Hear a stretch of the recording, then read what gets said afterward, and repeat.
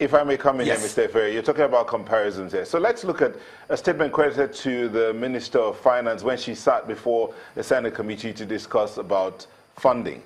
She was quoted as saying that part of the reasons why there's not enough money for salaries is because there's too much of illegal employment going on in ministries, agencies, and departments of government. And she says it's been going on for a long time, but it is worse now than ever before.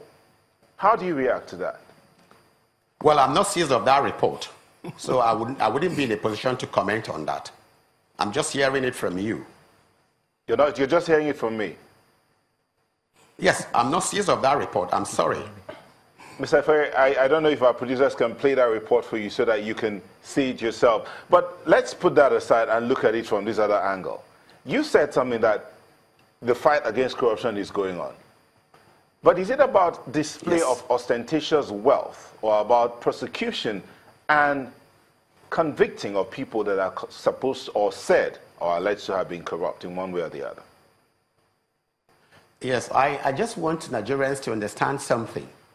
The truth about corruption here is not measured, or the success of corruption is not measured on convictions. No. Remember, there's an interplay of law and judicial practice and procedures in prosecution. It goes just beyond that. We could see, like, a lot of cases have been lost, while some have been won. You do not use, it does not matter, it does not show, because there are technicalities in prosecution, in procedural, prosecution of cases in court, in display and performance of lawyers who are involved in it. So the interplay of that will lead to whether or not you can have a conviction in a particular case. Okay, so we have a situation. The truth about corruption is, if you will ask me, now if I have to say frankly to you, is reorientating the people.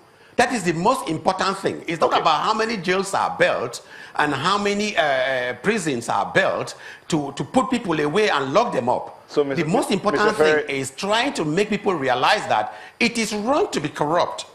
And in most countries, they have used what they call even carrots measures. They have used carrot measures. You're talking about reorientating the people. Now, yes. Right now, everybody, it changed your even mindset. those who have allegedly stolen public funds can go back and hide their monies back in their homes, and then they reorientate themselves. No, I'm not saying they should. No, you said there's no longer a display of ostentatious wealth anymore because the government is fighting corruption. That's what you said. No, let me say what the government says. The mindset of the government, if you read the mindset of the government, is not to go all out and prosecute and convict people. It's to teach Nigerians that it is wrong to be corrupt. That's what I want you to understand. Okay.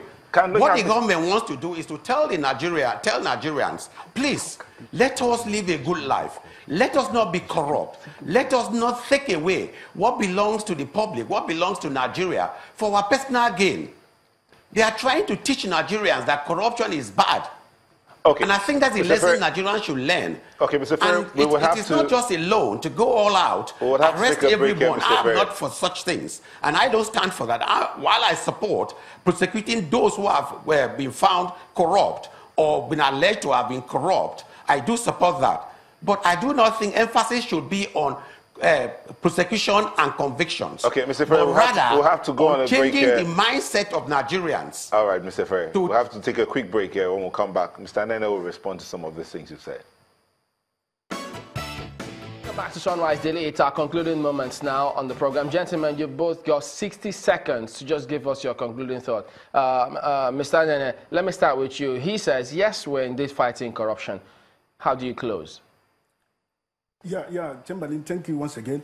He started by saying that they're fighting corruption. Now, Mr. President told us that he's going to publish the names of looters in October 1 last year. He didn't do that. How much we have recovered, we don't know. Mr. President gave 36 governors over 670 billion bailout. Most of them diverted those funds, and these things are happening under this government. Now, what the first lady said, that 3 billion allocated to state health clinic have been embezzled. It's not my statement. Now, he denied it. Now, the Minister of Finance said illegal recruitment are going on. He denied it. Now, that is the government of APC. They keep denying and denying and denying. Now, if you lack capacity to prosecute anybody, he will engage in media trial, and that is what is happening to the former First Lady, Dean President Jonathan. They are not trying him. They will go to court to say, obtain an ex parte application and say they are frozen her property, freezing her money, and it stops there. That is not the way to go. If for us to fight corruption, I'm against corruption, but the due process of law must be followed. For us to fight corruption, we have to follow the due process, start from investigation, clinical trial, and clinical successful prosecution. You must not convict at all means. What you do is to establish that due process was followed and all that needed to be done must be done. It's not what they're doing. I need to flip to Mr. Ifere. Thank you. But Mr. Ifere, much as we're fighting corruption, as you say, but is the perception enough?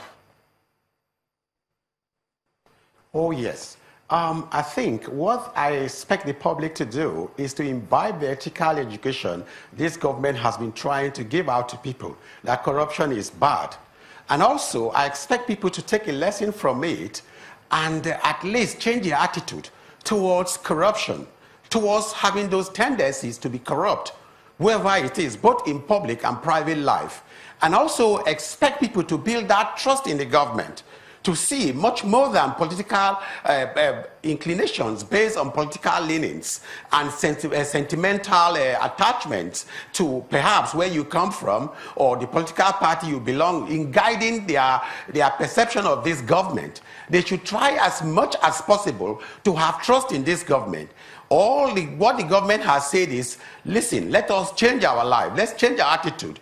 Let us stop being corrupt. Let us do all that we have to do, and where we have offices, let us not use those offices in the acquiring, getting so much wealth for our personal use. Okay, let us give back this to the society. If we do at this point, there will be infrastructures that are quite lacking in Nigeria. We need to anchor at this point. We get your point. We appreciate Mr. Eric Ifere is a member, National Prosecution Coordinating Committee. He's also a legal practitioner. And then Mr. Emmanuel Anene, also a legal practitioner, both of them joining us from our studios in Abuja. Thank you, gentlemen, for coming on the show today.